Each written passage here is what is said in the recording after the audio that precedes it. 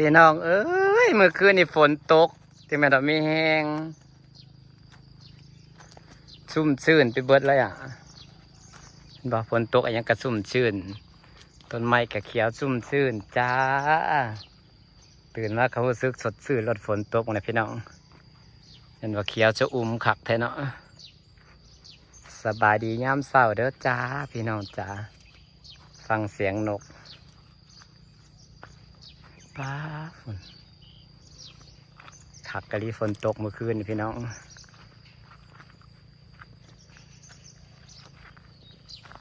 เขียวขนาดต้นไม้ก็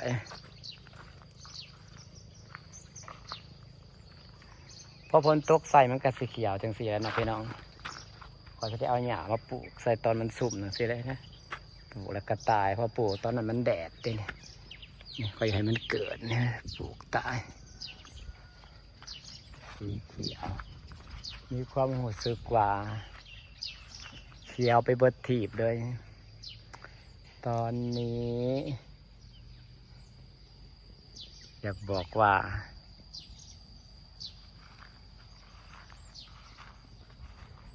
เขียวเบิดแล้วพี่น้องปลามันขึ้นมายังของใจเดี๋ยวมันเป็นป่าอะไรอย่างกันแน่ทับทิมกระเมนอยู่ก็เป็นสีเหลืองๆเด้อมันยังหยาดมันอยู่เด้อเอาอาหารมาเกลือพี่น้องมันขึ้นหนาน้ำ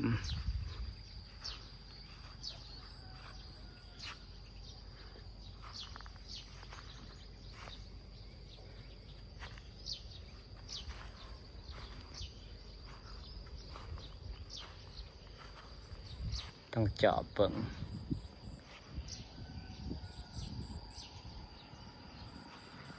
ภูมิใจยังภูมิใจเจ้าของตอนตอนกิ่งแบบพุทธาติดนี่นะนี่กำลังออกยอดงามๆเลยดีพี่น้อง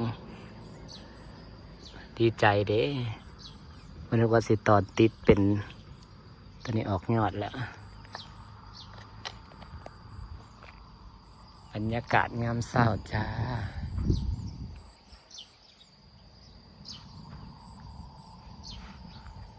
หลังฝนตกก็สิซุ่มชื่นนะพี่น้อง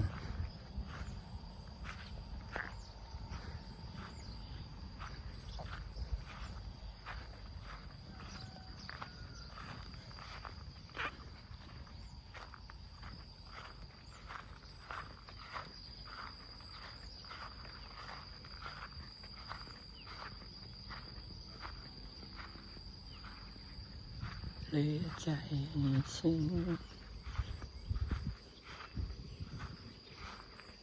แต่สิไปเอาอาหารมาหวานปลากันนะก็จะกินดีป่ะ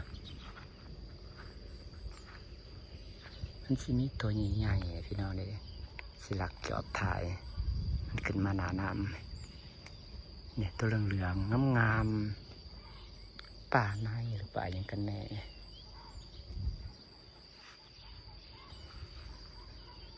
อันเด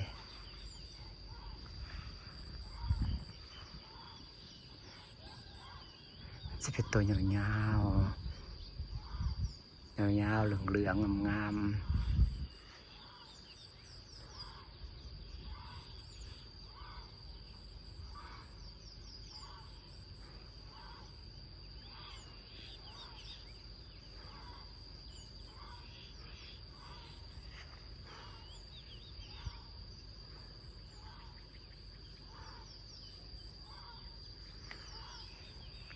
จอบถ่ายเพื่อนลอยมาพังนี้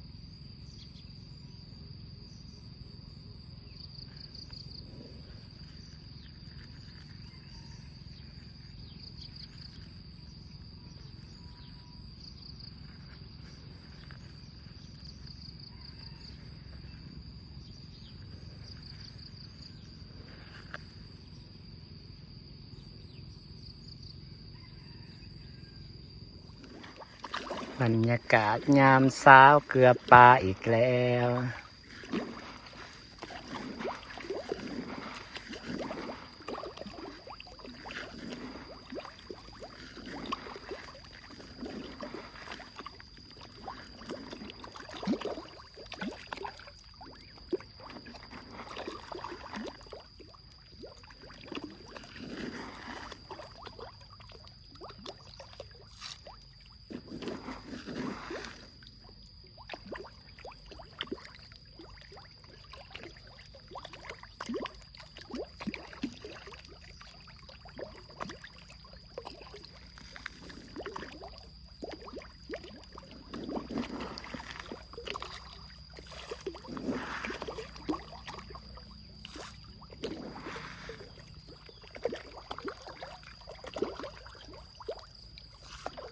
หน้ามันบดใสแล้วบ่เห็นตัวปลาเนาะพี่น้อง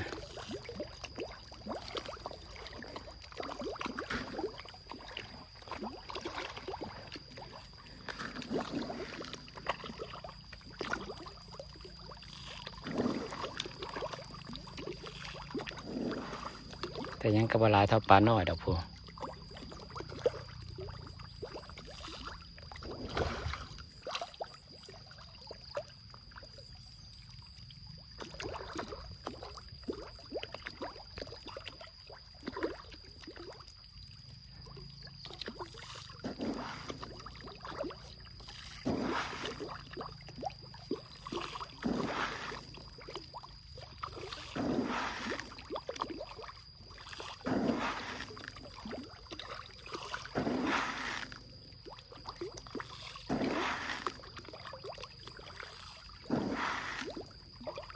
เพิ่งในพี่น้องความบรรยาข่อยเขียวแห้งนะความข่อยใส่ใจดูแลและเขียวเวลาพี่น้องจะได้ฝากบรรยากาศไว้ซ้ำนี่แหละพี่น้องครับมาทักทายยามเช้าเด้อจ้ากับบรรยากาศเขียวๆหลังฝนตกพี่น้องจ้าสิฝากบรรยากาศไว้ซ้ำนี่แหละจ้าสวัสดีเด้อ